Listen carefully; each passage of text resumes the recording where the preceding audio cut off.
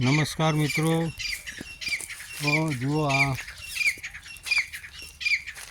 ધીણોજ ગામનું ઢંઢોળા વિસ્તાર જે કહેતા એ આ જુઓ આ લીમડા કેટલા વર્ષો જૂના લીમડા.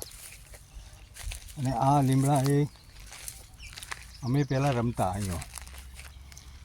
તો આ ઘટાગૃષ્ટ લીમડાઓ હતા તો પાનખર થયો ઋતુ એટલે પાનખરમાં લીમડાનું પાન પડી ગયા છે.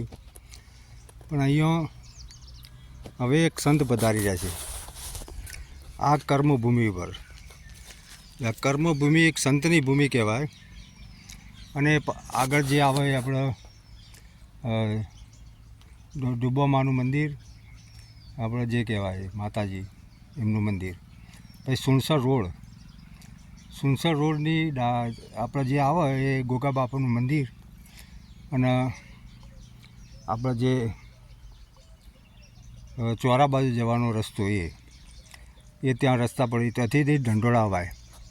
અને આ ઢંઢોળાનું જુઓ આ એરિયા, આ બધો ગૌચર એરિયા છે ભાઈ ઢંઢોળાનો. અને એની આગળ જે ખેતર છે, આ ખેતરોમાં નદી કિનારે સુંદર એવો આશ્રમ બનવા જઈ રહ્યો છે મારા વાલા મિત્રો.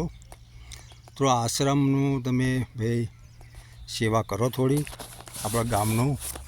અને નિષ્કામ ભાવે બાપુ રૂખડનાથ કે જેમનું કોઈ વાત જ ના થાય, તો બાપુ રૂખડનાથે આપણા ગામના લોકોને કેટલી બાળકોની સેવા કરી છે. અને કેટલા જે નિરાધાર લોકોને એમને પુણ્ય કર્યું છે, એમને સહાય કરી છે નિરાધાર લોકોને. ઘણી બહેનોને ઘણા બાળકોને એમને મફત ચોપડા, ભણવાનું, શિક્ષાવૃત્તિ બધું ઘણું આપેલું છે. મારાથી કહેવાય નહીં, પણ એમને બહુ દાન કર્યું છે આપણા ગામ વિશે. અને આપણા ગામની અંદર સમૃદ્ધ આવા સંત તો કદી મળે જ નહીં. તો જો આ સાક્ષી નંદી પર સાક્ષી કહે છે હા સાચી વાત છે. તો પ્રાણીઓ પણ કહે છે કે હા સાચી વાત છે, સંત પધાર્યા છે. તો આપણે તો મનુષ્ય, તો પ્રાણી પણ કહી દે છે કે હા બોલો. તો આનાથી વિશે શું હોય?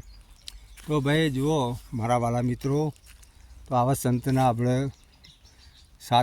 સાથે રહીને કામ કરવું જોઈએ. કે એમનું તો નિષ્કામ ભાવ, ભાઈ નિષ્કામ ભાવે એ આપણા ગામની અંદર આવે છે. નિષ્કામ ભાવે એમને લોકોની સેવા કરે છે.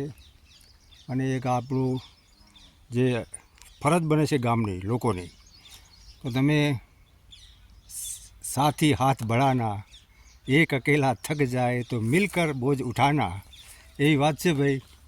તો દરેકે સાથ આપવાનું અને દરેકે આ આશ્રમ બને છે એમાં તન મનથી મદદ કરવી, એવી હું અપીલ કરું છું દરેક અમારા ગ્રામજનોને. અને અમે તો કરવાના છીએ, અમારાથી જે થશે એ અમે સેવા કરીશું બાપુ. અને તમે પણ કરજો. જય માતાજી, જય રૂખડનાથ બાપુ, જય રૂખડનાથ બાપુ.